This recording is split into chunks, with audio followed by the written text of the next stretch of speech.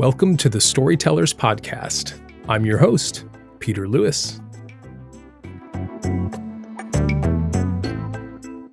Welcome back to the Storytellers, everybody. For my faithful listeners, it is always a pleasure to have you in your listening ears, listening to the soothing sounds of my voice. So we're jumping into a new episode today, and I've got some fun and exciting things to share. But I do have to take a second and say this is a landmark episode because I have my first ever guest. And it is someone who I look up to, someone who's a big inspiration to me, one of my best friends. And if you have any idea who this is, you'll know that I cannot live without this person because they are super important to me. She also happens to be my wife. Please welcome Sierra.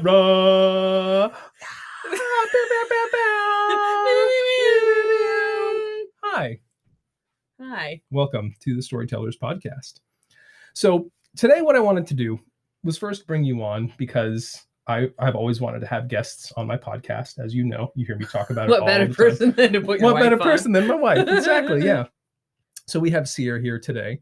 And so before we really get into the episode, I want to do a lightning round of questions. Are you ready? Yes. Okay. First question. What is your name? Sierra. What is your favorite color? Undecided. Okay. What is the airspeed velocity of an unladen swallow? African or European? We'll skip that one. Sierra, what instrument do you play? Guitar. Alrighty. And then if you had to choose, who is your biggest inspiration on guitar? Angus Young from AC/DC. Yay, the lightning round has concluded. Nobody knows that one. So that was a stumbling. That was a real stumbling block stinker. It was a tough one. It was a tough one. Stumped a lot of people. Yeah, it was a big stumper. Anyway, there's a reason I asked those specific questions because it goes perfectly with the theme of today's podcast, which is sound. Because I truly believe sound, music, any sort of things other than voice can emphasize and help add to storytelling. So let's go back to your lightning round. Your name is Sierra. Awesome. Your favorite color was undecided. So if you had to narrow it down to like two colors, which colors would you pick? Blue and green. Okay. And why blue and why green? Blue because it's calming. And funny. Green because it's also calming. My favorite color used to be like this really like in your face red. But I've since then dialed it back. But yeah, I really enjoy like ocean blues, like all the shades, and I enjoy like forest greens, all the shades. Living in the Pacific Northwest is probably the perfect shade for me. All the grays too. So when you think of the color blue or the color green, do you hear anything when you see those colors? Is there like a sound that comes to mind? Yeah. For blue, I think of the waves washing on the shore. I think of seagulls. Sometimes I hear stillness. Does that make sense? Yeah, for sure. And then for green, a crisp breeze, nighttime sounds, especially like crickets and frogs. Yeah, because like the darker shades of forest green, different like deeper hues of evergreen. And then if it's the lighter shades, I feel like birds chirping, morning time, spring. It just depends. I feel like what spectrum of green you're on. But I feel like each of those colors communicates a sound, a feeling. Deep, super deep. We're just getting started. But that's kind of what I wanted to make today's topic of the podcast about. So for those of you who don't know, my wife and I, Sierra, we've been married coming up on 6 years. But our relationship was actually founded on music and sound. So early on, when you and I were still kind of dating, the first gift I gave you was the gift of music. If you don't remember, I had burned about 18 CDs for you. 17 CDs of different music that I liked listening to. That was a Mr. and Mrs. Smith moment. Yes, it was. Yeah. But, you and I, we bonded. I remember when I let you borrow the August Burns Red home DVD, and you were literally boxing me the whole time. Like, this is the best song ever. But all that to say, your and I's history really has a lot to do with music and with sound, and you and I can relate on a lot of levels. But getting into that, I do want to take a second to hear about you. So tell me a little bit about your background in music, and tell us a little bit about Angus Young as well, why he's an inspiration to you and your journey on music. The skinny of my background in music is I started on clarinet at 10. All right. What an ugly sounding instrument. I am sorry to anybody who plays clarinet beautifully. I just didn't play it beautifully. Yeah. And then I had tried out piano for a couple months. My teacher passed away. This is getting so dark. That's a story. There's a story with it. It's fine. That's how the piano lessons died, literally. And then at 13, I picked up guitar. My mom bought me like a little Strat pack. It came with a knockoff red Fender and this tiny Watt amp. But it was awesome. And the only reason I picked up guitar was really my grandpa and both my uncles are super musical. And actually, it turns out my mom was actually musical too. I didn't know. She played piano. My dad played trumpet. Okay. Cliff Kinzig played trumpet. What? And then, my grandpa played harmonica, guitar. So it runs in your blood. Yeah, especially my mom's side. I feel like everyone was really musical. But I remember them playing, and I loved the soul behind it. I felt like they were really authentic with their expression. I really liked that. So yeah, I picked it up at 13. My taste was 80s hard rock. And I gravitated towards AC/DC. So for those of you who don't know, that video clip that was in the previous post on my Instagram, that is the song Thunderstruck by AC/DC. And that guy in the outfit is Angus Young, who is their lead guitar player. Yes. Context, yeah. So why did I choose that clip for you? Tell us about Angus Young and how he inspired music. Yeah, so I gravitated towards AC/DC, I think for twofold reasons.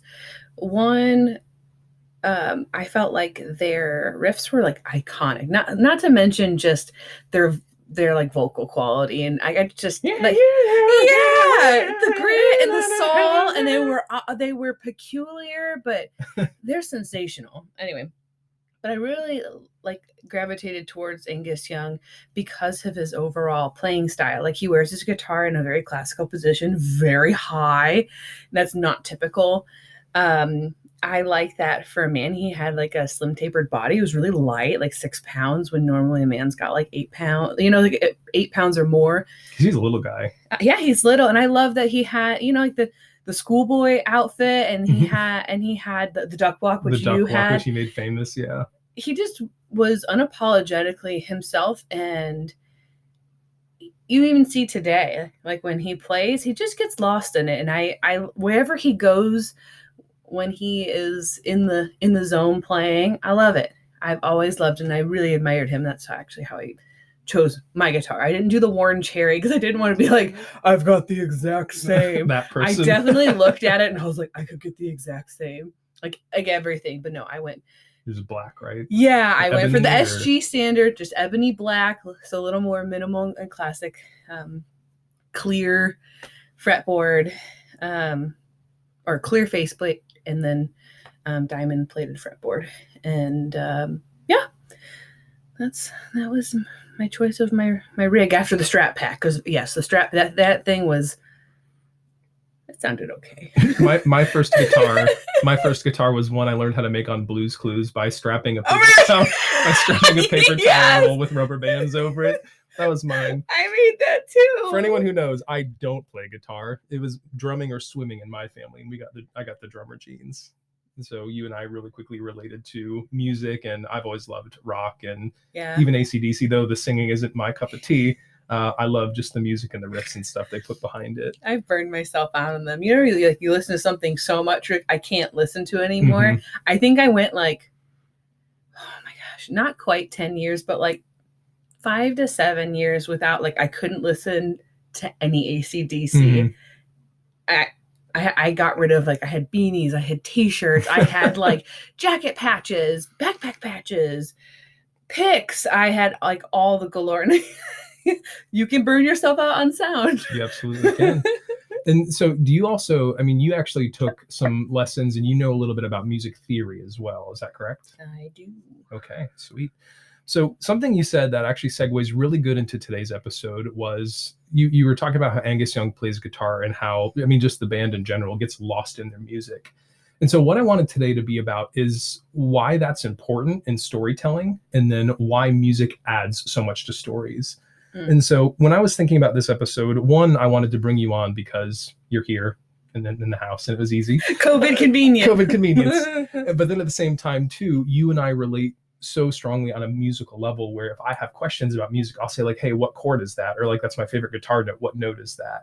So you know a lot about just music and theory in general. And so I was like, you're going to be a great guest for this episode. So the episode started off with me getting a question, and it was this: how did John Williams hear dinosaurs? So for those of you who don't know, John Williams is one of the world's most famous composers. He has upwards of like 40 plus Oscar nominations, 5 Academy Awards.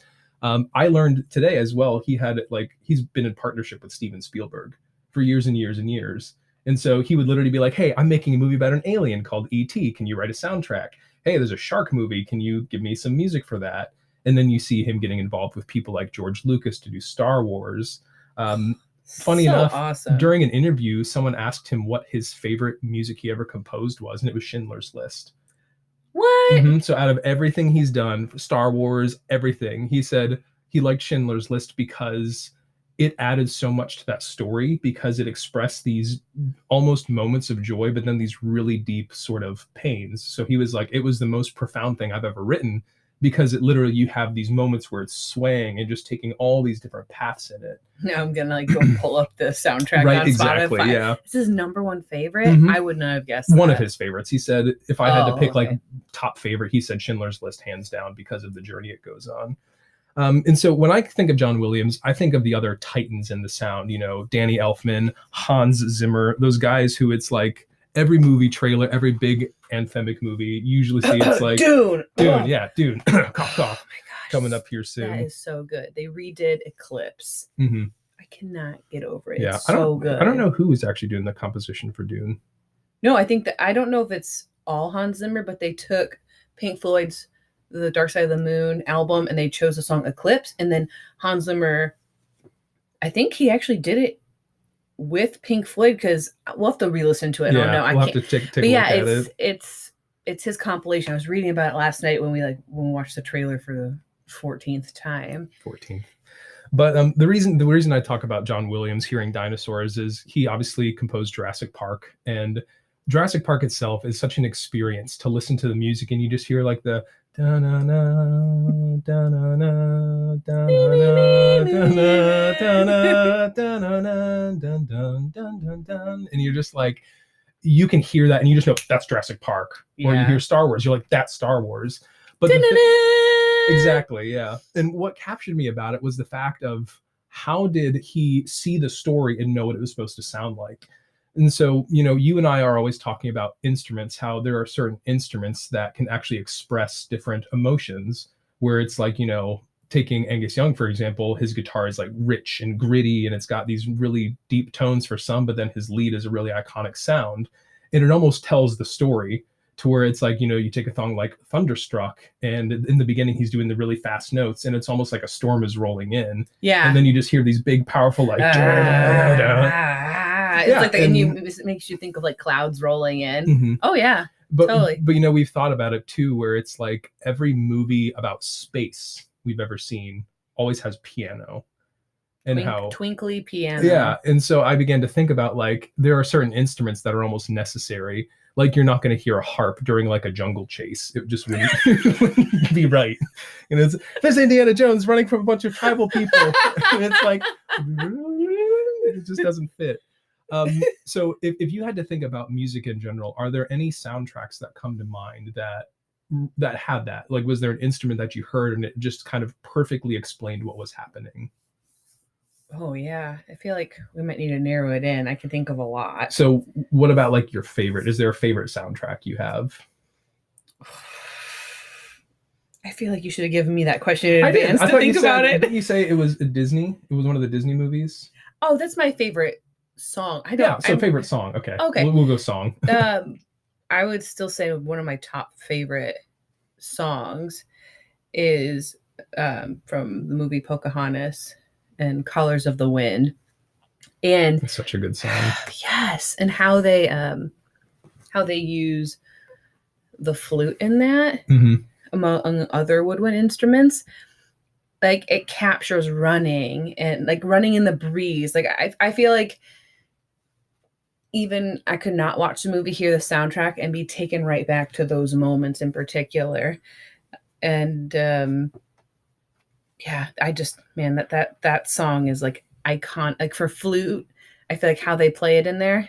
And I think actually I'd have to like re-listen to it. They might have a good clarinet in it. And yeah, that to me just screams running in nature. I always think of there's this one scene where that song's playing and her hair is like blowing over her face. And I just remember I was like, oh my gosh, I felt like the music like was blowing her hair. I remember that as a kid distinctly, as I just felt like the soundtrack, like it was happening before my eyes. Like the music was what was their movement. It was really cool. Yeah, because when you think about it too, the one I always go to is Phil Collins. Like, Tarzan. My story, yeah, Tarzan, Trash in the Camp. Like he used actual like pots and pans and trash cans and stuff, and that was like one of the things that inspired me. And you actually believe like, wow, those are monkeys playing like pots and pans in the woods and stuff like that. No, it's in sync. I'm just kidding. Yeah, right. So you talked about the flute and how the flute itself is used to almost express like fluttering. We had said that the piano itself is used for like space, that kind of twinkly sound, like the high notes and the low notes. Or like, remember like underwater piano? Yeah, so piano like somewhere sea? in like the mid range. Yeah, and is that that's major, right? C major. It's going to really depend. Okay. Well, because even then too, apart from the instruments, like everyone knows, like you hear drums, it's chases. It's like if it's a major scale, yeah. I'd have to listen to it. I'm not sure, but there's just a way that they play the piano where it sounds like it's distant, and just by pulling the piano to kind of like the back. When someone's mixing it, it kind of pulls the piano to like the back of your ears, like back of head. It kind of makes you feel like you're underwater. You ever have it where like you're in the bathtub and you've got like music or someone's trying to talk to you? You put your ears under. Yeah, and then you can hear them, but it's like it's through the back of your head and like behind your ears. Like it feels like that. Somehow they emulate that with how they mix it with the piano. It makes you feel like it's underwater. I think that's in my mind how it works. That might totally be not true. Yeah. Well, they use it in my favorite song, which is Saturn by Sleeping at Last, when it hits that bridge before the big ramp, and you just hear dun dun dun dun dun dun dun dun dun, and I'm like, it's my favorite sound. I could listen to that all day. So we talked about instruments and how instruments themselves can tell a story, where it's like the flute was wind pushing Pocahontas's hair, or drums are like the footsteps of soldiers. And, it's something where when you hear them, you think of chase, you think of energy, you think of like tenseness, just depending. Because sometimes it can be associated with like, if it's more of like a really syncopated, like dum, da-da-dum, da-da-dum,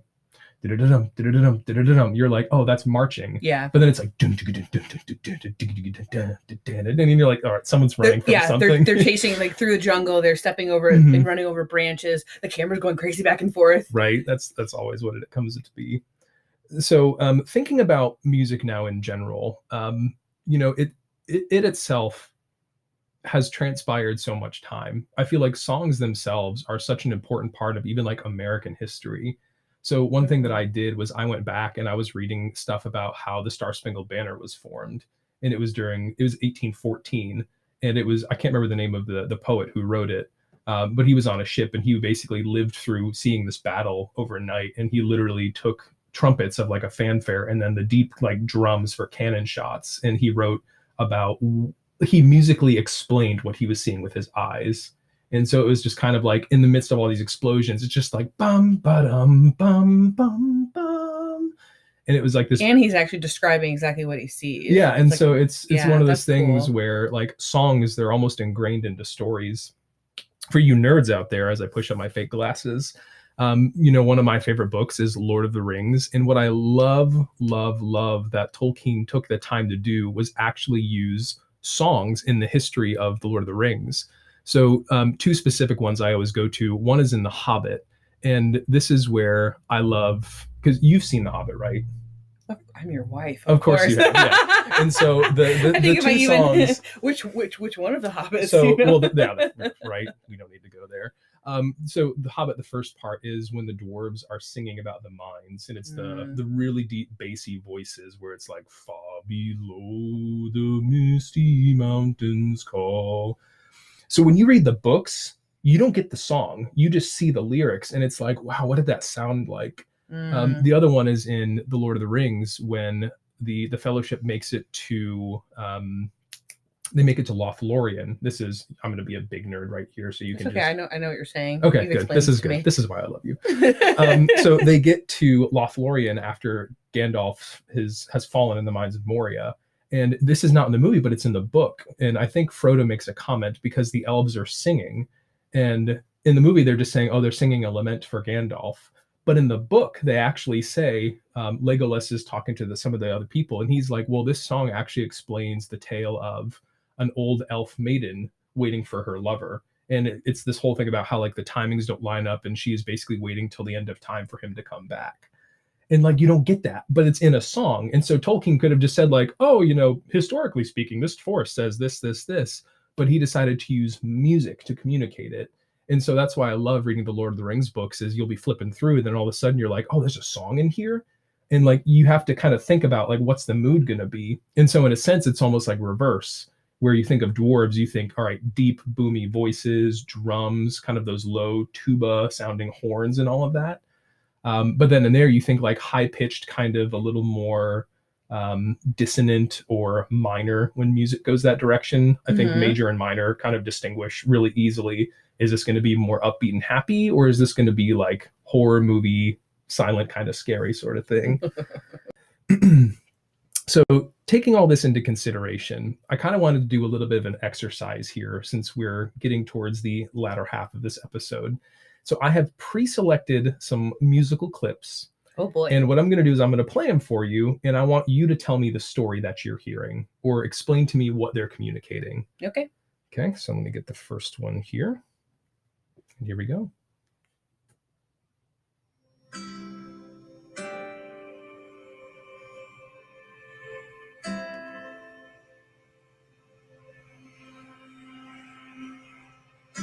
Fog over the water, somebody remembering something from their past.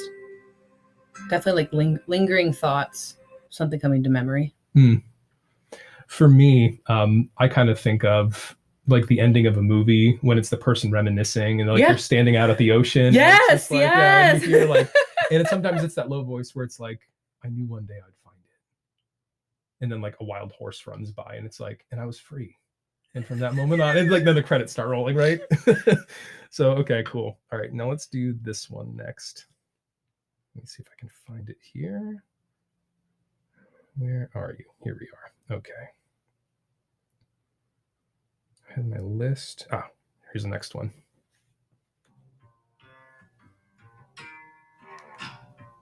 Oh my gosh, somebody's in a club and there's like fogging, like smoke, and not more fog, but it's like actual smoke.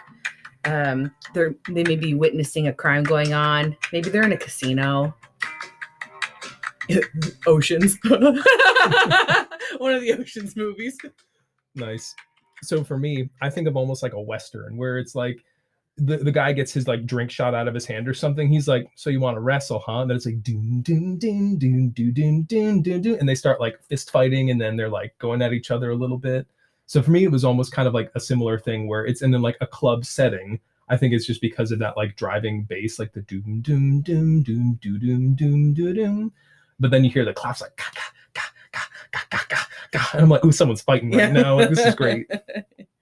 All right, and I got a it definitely builds your anticipation for like something's about to go down. Mm-hmm. Okay, here's the next one.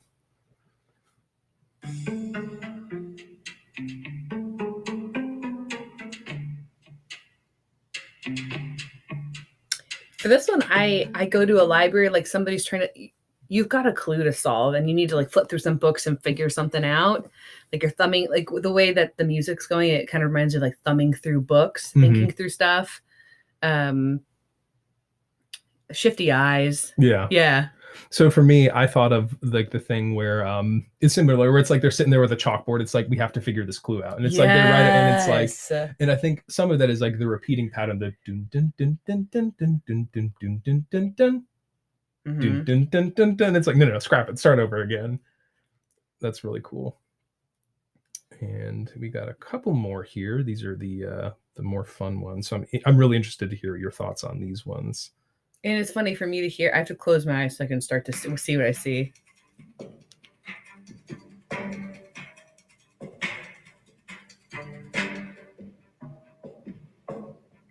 Definitely brings my mind to like an intro of a movie.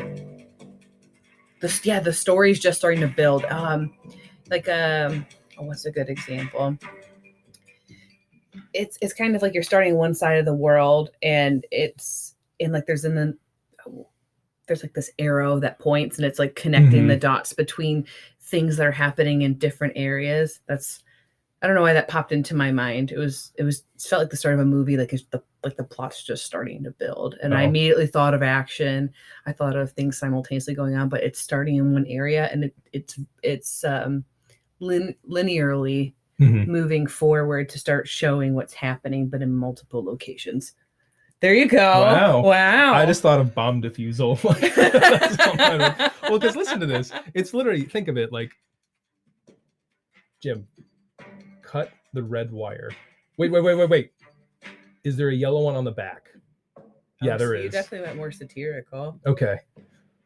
How many buttons are there? There are 3. Now it's blinking. Okay, we got 40 seconds. All right, calm down. Like, we got this. Oh, they're listening. Like, I could also think of like they're at a safe, and it's like, okay, like, hey, 30 seconds. Exactly, yeah. Oh, totally. And it's like they're going for it. Yeah. Okay, and then one more here.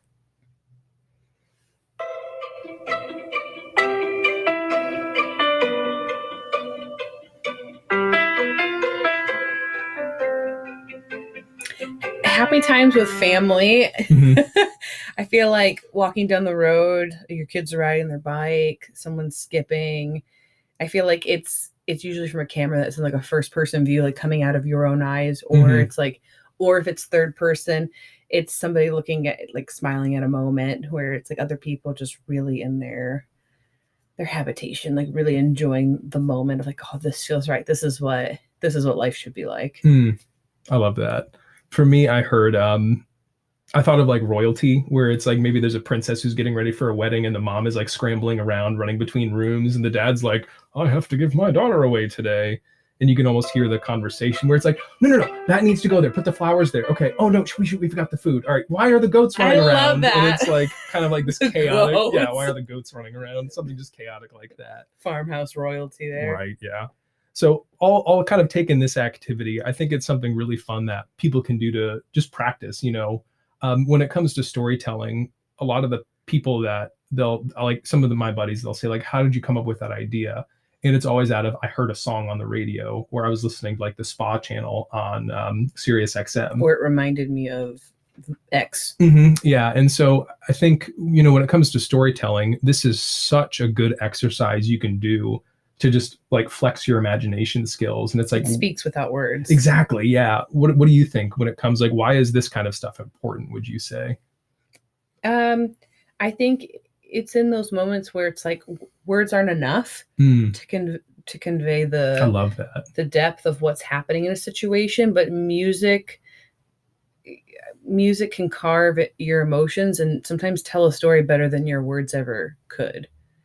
And I think also it gives creative breath to creativity and breath to a moment where the listener, or if they're watching a movie, the viewer and listener, they can fill in the blanks of the emotion that they're experiencing. And a lot of times, whatever you can fill in with your own personal experiences, especially that's the beauty of cinema.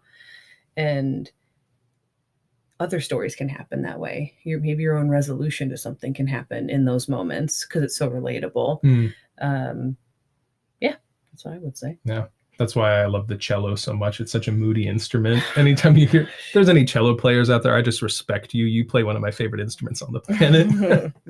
So good. Well, baby, I just wanted to say a huge thank you for being the first guest on the podcast today. So for anyone, tis my great honor. it's my great honor. So yeah, for you guys listening today, I think it's important what Sierra was saying, where music can do such a good thing to add to stories, but sometimes just listening to music is such a detoxifying activity, where it's like you throw on some songs and you're like, wow, like I can relate to the message they're communicating. Or sometimes it's just the instrumental music that you're like, wow, that tells such a deep story. Or you said it perfectly. Sometimes the song does a better job giving emotion than your words ever could. Yeah, the song can sometimes tell a story better than you ever could. Mm-hmm. That's music at its finest. It really is. Well, thank you again so much. Listeners, thank you guys for tuning into this episode. If you have any comments or anything of such you'd like to chat more about, you can hit me up on Instagram. But that is all for this episode of The Storytellers, and we will see you next time. Say farewell. Fare thee well. Bye.